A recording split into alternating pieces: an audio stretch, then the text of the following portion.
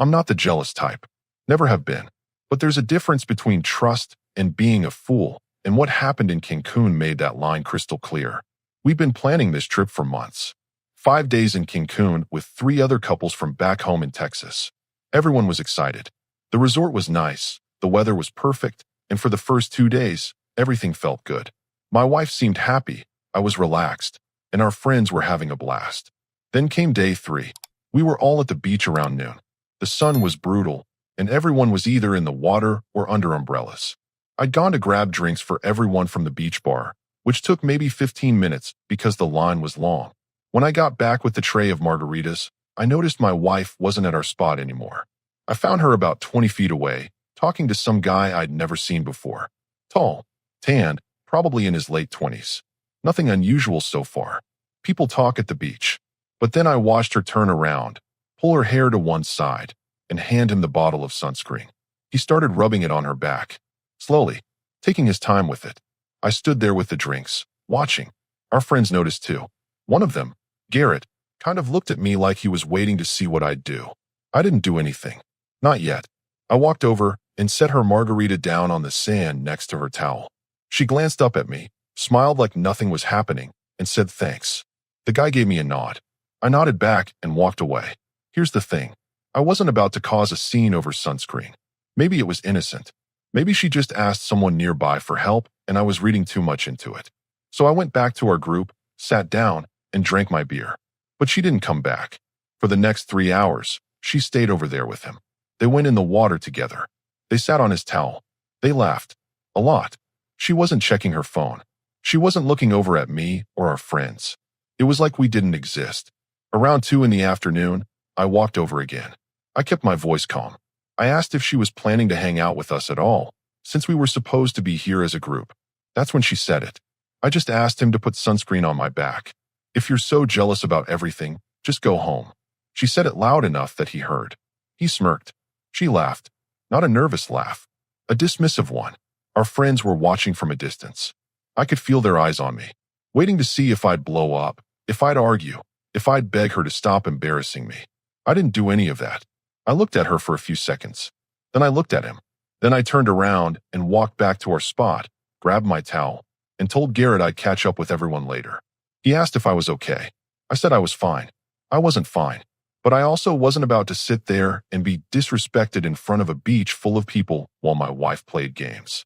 I went back to the hotel room. It was quiet. Her stuff was everywhere. Makeup on the counter, clothes on the chair, her sandals by the door. I sat on the edge of the bed for a minute and just thought. Then I pulled out my phone and changed my flight. There was one leaving that night at 10. I booked it. I didn't tell her. I didn't tell anyone. I packed my suitcase. I didn't take anything of hers. I left her stuff untouched. I made sure I had my wallet, my passport, and my phone charger. I checked out of the room by 6, told the front desk I had a family emergency back home, and got a cab to the airport. By 9 that night, I was through security. By midnight, I was back in Texas. My phone started going off around 8 the next morning. 12 missed calls from her. 15 text messages. Voicemails. I didn't listen to any of them. I didn't block her either. I just let it ring. The messages kept coming. At first, they were confused. Where are you? Did you go back to the room? Are you seriously mad about this? Then they got defensive. You're overreacting. I can't believe you just left. Everyone thinks you're being ridiculous. By noon, they turned desperate. Please call me back. I'm sorry, okay? Just tell me where you are. I was at home. Our home. The house we've been renting for the past 3 years in Austin. I'd gotten in around 1 in the morning, slept for a few hours, and woke up to her meltdown in my notifications. I made coffee. I sat on the back porch. I didn't respond to a single message. Around 2 in the afternoon, Garrett texted me. Hey man, she's freaking out. Says you left Cancun. That accurate? I wrote back. Yeah, I'm home. Everything good. Yeah, just done with the trip. He didn't push. Garrett's solid like that. He sent back a thumbs up and that was it. But apparently, my wife wasn't getting the hint. By that evening, she'd called me 23 times. She left voicemails that I still didn't listen to. She sent paragraphs of text trying to explain, justify, guilt trip, whatever she thought would work. Nothing worked. I wasn't ignoring her out of spite. I just genuinely had nothing to say. She'd made her choice at that beach. I made mine. The conversation was over before it started. The next day, I did something I should have done a long time ago. I called a lawyer. Not someone expensive or flashy. Just a straightforward guy named Mr. Brennan who handled divorces and didn't waste time with nonsense. I explained the situation. He asked a few questions. He didn't seem surprised. He said he'd draft the paperwork and we'd go from there. Simple. Clean. That same afternoon, I went to the bank. We had a joint account. I didn't drain it. I didn't take more than my half. I transferred exactly 50% into a new account under my name only. I left her half untouched. I wasn't trying to screw her over. I was just protecting myself. Then I called the landlord. Our lease was month to month.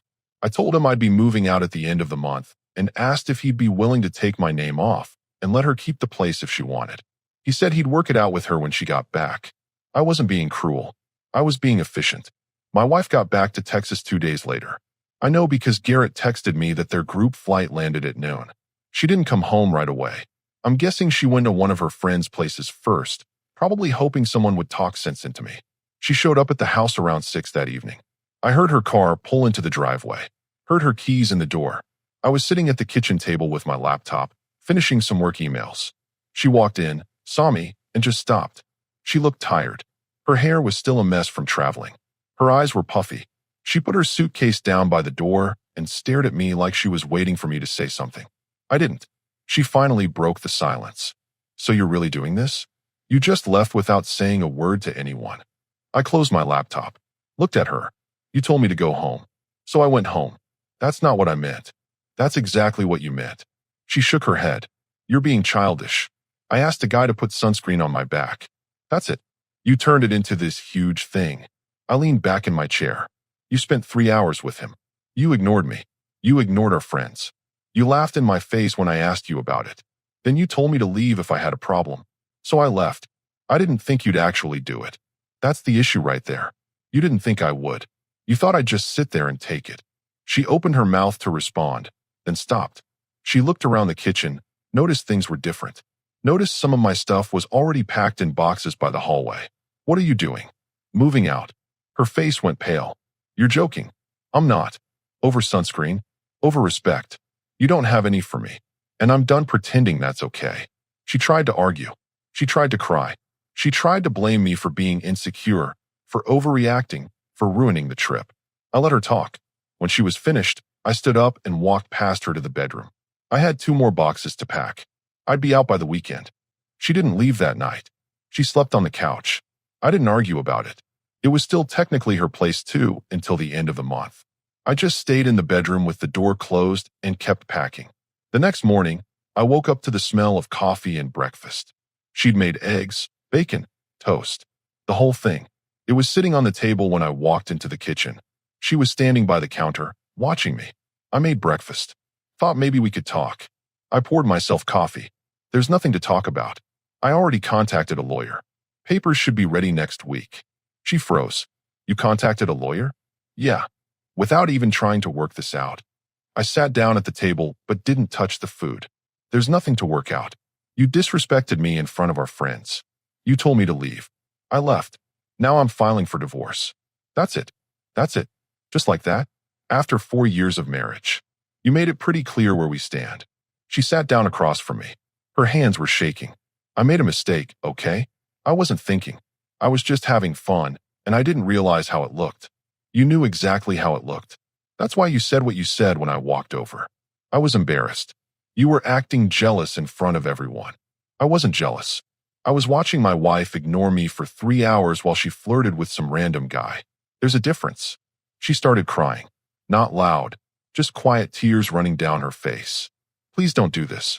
We can fix this. We can go to counseling. I'm not interested in counseling. Why not? Because I don't want to fix it. I want out. That hit her hard. She wiped her face with her sleeve and stared at me like she couldn't believe what she was hearing. You don't mean that. I do. She got up from the table and walked over to me. She tried to put her hand on my shoulder. I moved away. She pulled back like I'd slapped her. Don't touch me. I'm your wife. Not for much longer. She stood there for a minute, just staring at me. Then she went back to the couch, grabbed her phone, and made a call. I heard her talking to someone. Probably her mom or one of her friends. I didn't care. Over the next few days, She tried everything. She apologized 100 different ways. She cried. She promised it would never happen again. She even suggested we take another trip to start fresh. I said no to all of it. Then her mom showed up. I was loading another box into my truck when this silver SUV pulled up. Her mom got out, walked straight up to me, and didn't even say hello. What's this I hear about you divorcing my daughter over something that happened on vacation? I closed the truck bed. That's between me and her. She's devastated. She made a mistake. Everyone makes mistakes. She's an adult. She knew what she was doing. You're throwing away a marriage because of one bad day? I looked at her mom directly. She told me to go home if I didn't like what she was doing. So I went home. Now I'm moving out. If she's upset about that, she should have thought about it before she said it. Her mom tried to guilt trip me, tried to make me feel like I was overreacting, tried to tell me that marriage is about forgiveness. I let her finish. Then I got in my truck and drove to Home Depot to get more boxes. When I got back an hour later, her mom's car was gone. My wife was sitting on the front steps with her phone in her hands. She didn't look up when I walked past her. That weekend, Garrett called me. Hey man, just wanted to check in. How you holding up? I'm good. Just finishing up the move. She's been calling everyone from the trip, trying to get people to talk to you. I figured. For what it's worth, most of us saw what happened. She was out of line. Appreciate that. You need help moving anything? I'm good. Almost done. All right. Let me know if you change your mind. I didn't change my mind. By Sunday night, everything I owned was in my truck or in a storage unit across town. I handed my key to my wife, told her the landlord would be in touch, and left. I stayed with my brother for a week while I found a small place to rent on the other side of Austin. Nothing fancy, just a one-bedroom that was clean and quiet. I didn't need much. The divorce papers came through the following Tuesday.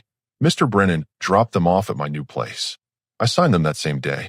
He said he'd file them with the court and serve her by the end of the week. She called me 3 times that day. I didn't answer. She left a voicemail begging me not to go through with it. I deleted it without listening to the whole thing. Thursday afternoon, she got served. I know because my phone exploded with messages again. This time, they weren't sad. They were angry. You're really doing this? You're actually going to divorce me over this? I can't believe you. You're so cold. Everyone was right about you. I didn't respond. I was at work, finishing up a project for a client. My job kept me busy, which helped. Less time to think about everything. That night, she showed up at my new place. I don't know how she got the address. Probably asked Garrett or one of the other guys. She knocked on the door around 8. I opened it, but didn't let her in. What do you want? I want to talk. We don't have anything to talk about. Please, just give me 5 minutes. I looked at her. She looked awful. Hair messy, no makeup, eyes red. Part of me felt bad for her, but the bigger part remembered how she looked at me on that beach, how she laughed, how she told me to leave. No, please. You should go. I love you. I didn't say it back. I just closed the door. She stood outside for a few minutes. I heard her crying. Then I heard her walk away. Her car started and drove off. I sat down on my couch and finished the beer I'd been drinking. It was quiet, peaceful even. For the first time in weeks, I felt like I could breathe. The next 2 months were quiet. The divorce moved forward without much drama. Texas has a 60-day waiting period after filing, so there wasn't much to do except wait. I focused on work, picked up some extra projects, and kept to myself. My wife tried reaching out a few more times. She sent long emails that I skimmed but didn't respond to. She showed up at my brother's house once, thinking I was still staying there. He told her I'd moved and didn't give her my address. She tried adding me on some app one didn't even use anymore. I ignored it. Her friends started reaching out too. One of them, a woman named Brooke who I'd never really liked, sent me this long message about how I was being unreasonable and how my wife was a good person who made one mistake. I wrote back 3 words. Not my problem. She didn't message again. Around week 6, Mr. Brennan called me. Just wanted to update you. Her lawyer reached out. She's asking if you'd be willing to mediate before the final hearing. Why? She wants to talk things through. See if there's any chance of reconciliation. There isn't. I told them that. They're pushing anyway. Said she's willing to do whatever it takes. Tell them no. I'm not interested. You sure? Sometimes mediation can speed things up. I'm sure. Just get me to the finish line. All right. I'll let them know. He hung up. I went back to watching a game on TV. The Cowboys were losing. Nothing new there. The final hearing was scheduled for a Tuesday morning in late September. I showed up 30 minutes early in a button-down and jeans. Mr. Brennan met me outside the courtroom. She's already here, inside with her lawyer. Okay, just a heads up, she might try to talk to you before we go in. I won't respond. Good. Let's keep it simple. We walked in. She was sitting on a bench near the front with a woman in a gray suit. Her lawyer. When she saw me, she stood up. She'd lost weight. Her face looked thinner. She was wearing a dress I'd never seen before. She started walking toward me. Her lawyer grabbed her arm and shook her head. My wife stopped but kept staring at me. I didn't look at her. I sat down on the opposite side of the room and waited. The hearing itself lasted about 20 minutes. The judge asked a few questions, confirmed we'd both signed the papers, confirmed there were no kids, no major assets to split, asked if there was any chance of reconciliation. I said no. She hesitated, then said no too. The judge signed the decree. It was done. We walked out separately. I went straight to my truck. Mr. Brennan walked with me. That's it. You're officially divorced. Thanks for everything. No problem. Take care of yourself. I shook his hand and got in my truck. I didn't look back. I didn't need to. I drove to a barbecue place I liked on the south side of town, ordered brisket and a beer, sat outside and ate slowly. It was a good day, warm but not too hot. The kind of weather that makes you forget it's still technically summer. My phone buzzed. It was Garrett. Heard it's official. You doing okay? Yeah, I'm good. Want to grab a drink later? Maybe this weekend. I'm just going to take it easy tonight. Sounds good. Proud of you, man. For what? For not letting her walk all over you.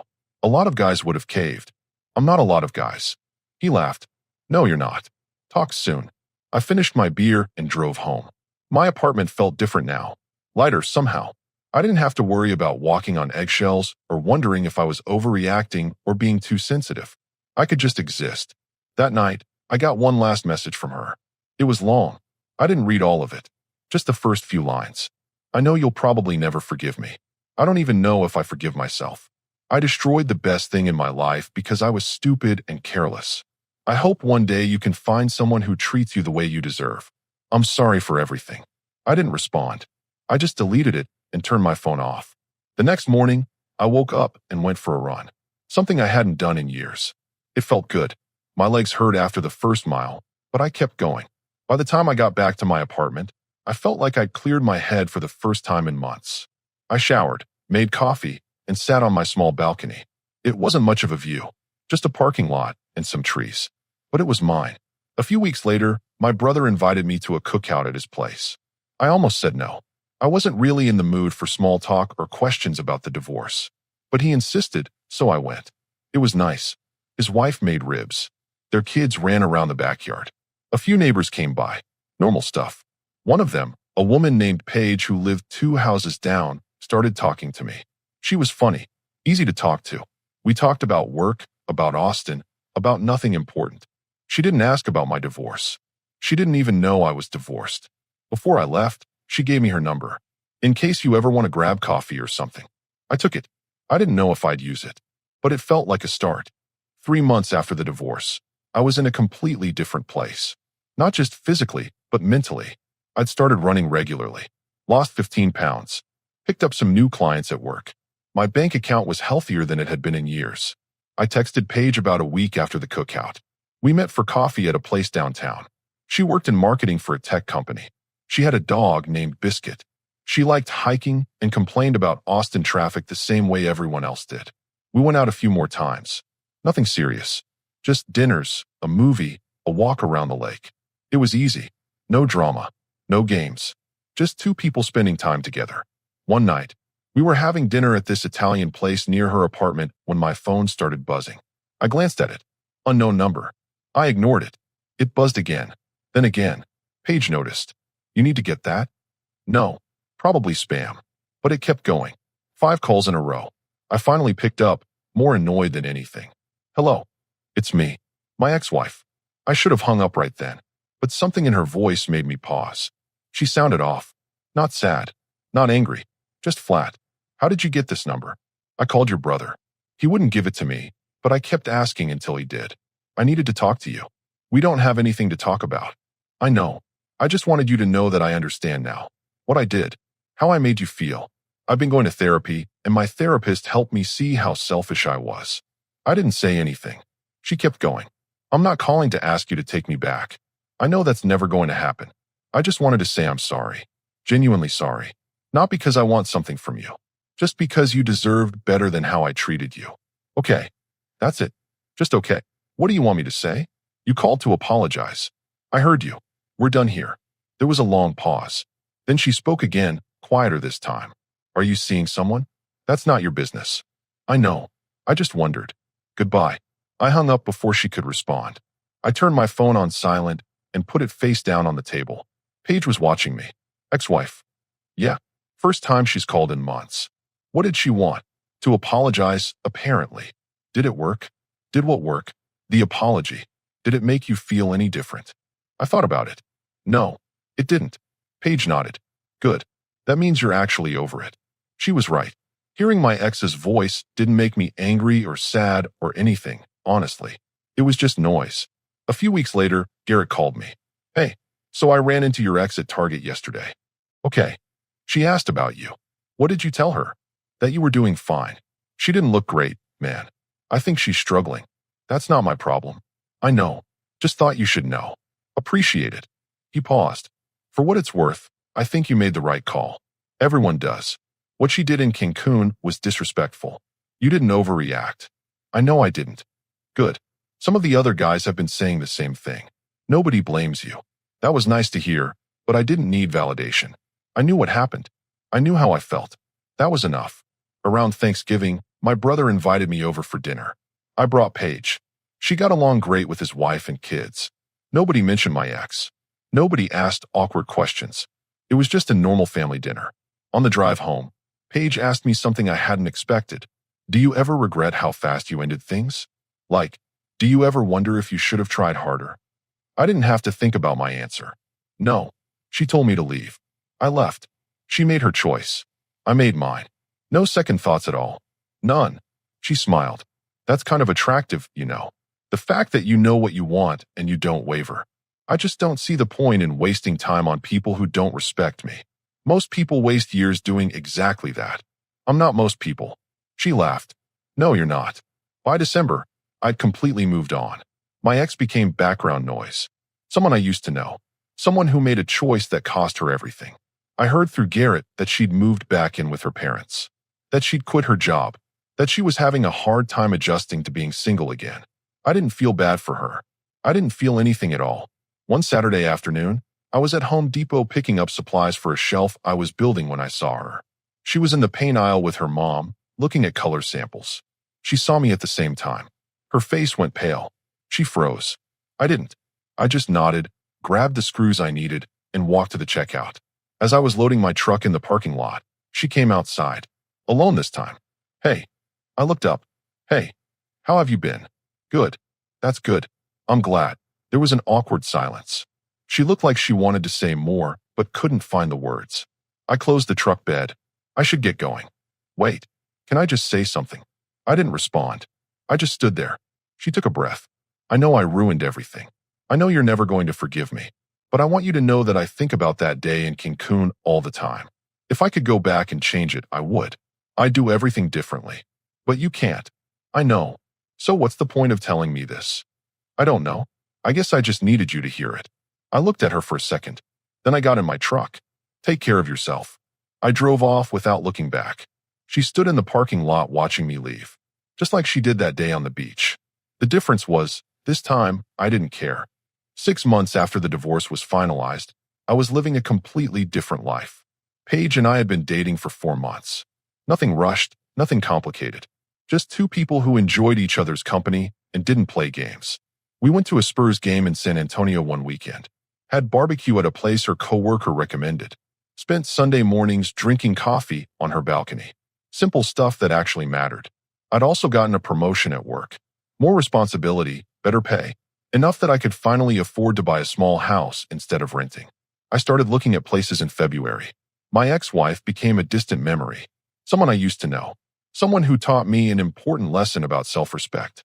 Then one Saturday in March, my phone rang. It was Garrett. Hey man, just wanted to give you a heads up. Your ex got engaged. I was at the hardware store looking at paint colors. Okay, good for her. You're not bothered? Why would I be? I don't know. Some people get weird about that stuff. I'm not some people. Who's the guy? Some dude she met at her gym. They've been together for like 3 months. Pretty fast if you ask me. Not my circus, not my monkeys. Garrett laughed. Fair enough. Just thought you should know in case someone else brings it up. Appreciate it. I hung up and went back to comparing paint samples. Paige wanted to repaint her living room. I'd offered to help. We settled on a light gray. That night, Paige and I were having dinner at her place when she asked about the phone call. I told her about Garrett's update. How do you feel about it? I don't.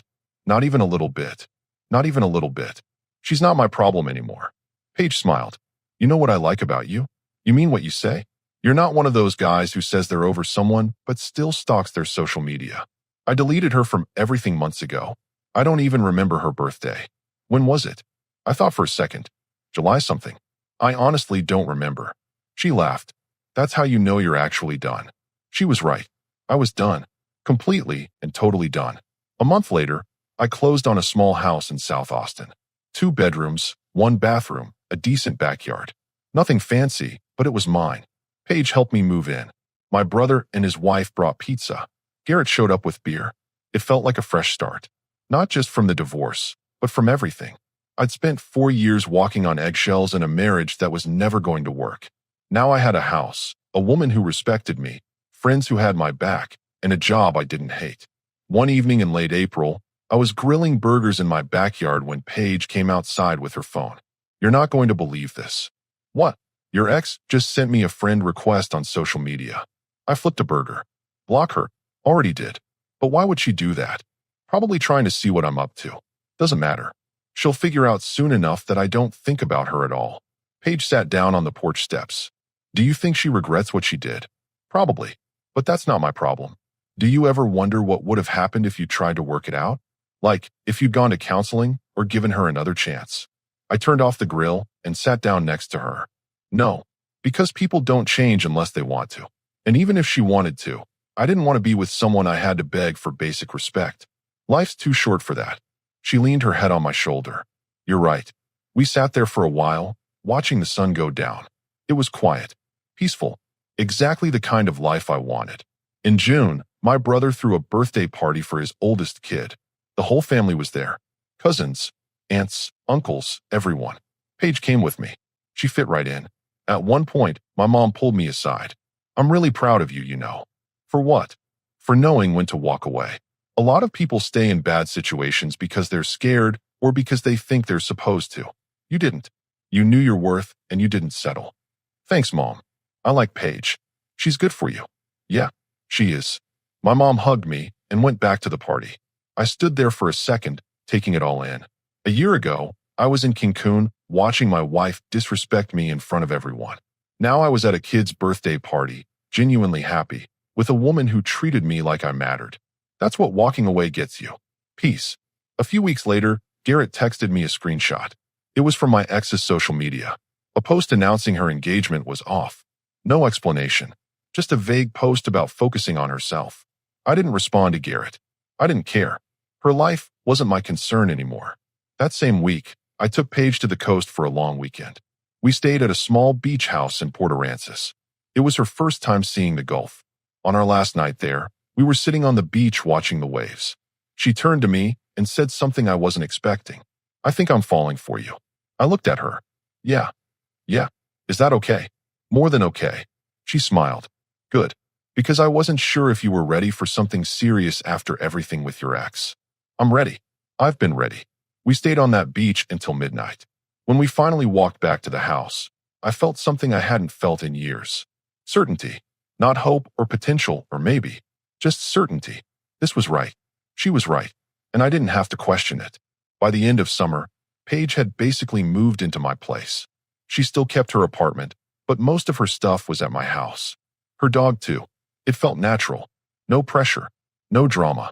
One Saturday morning, we were drinking coffee on the back porch when she asked me something. Do you ever think about that day in Cancun? Like, do you ever wish it hadn't happened? I thought about it. No, because if it hadn't happened, I'd probably still be married to someone who didn't respect me. That day showed me exactly who she was. I'm glad it happened when it did. No regrets. None. She did me a favor. Paige laughed. That's one way to look at it. It's the only way to look at it. She reached over and took my hand. I'm glad you left that beach. So am I. We sat there in the quiet, watching the morning sun come up over the fence. Life was simple. Life was good, and I never looked back.